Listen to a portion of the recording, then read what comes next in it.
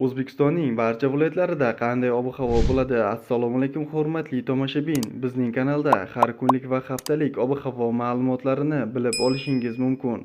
Buning uchun video ostidagi bir dona like va podpisatsiya tugmasini bosib qo'yishni unutmang. Like bosgan insonni Allohim doimo qo'llatsin.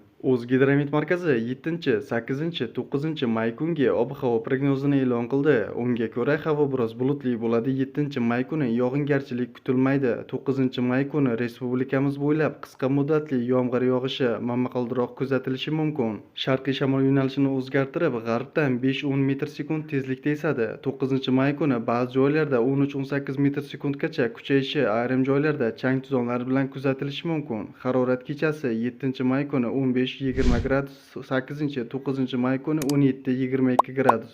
Kunduzi 7-8 may kuni 32-37 daraja, 9 may kuni 28-33 daraja issiq bo'ladi.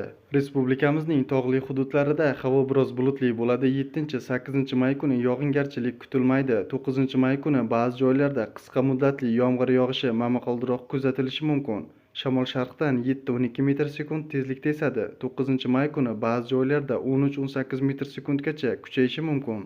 Harorat kechasi 10-15 daraja, kunduzi 7 may kuni 23-28 daraja, 8 may kuni 20-25 daraja, 9 may kuni 17-22 daraja issiq bo'ladi. O'zingizni asrang, xayr, salomat bo'ling.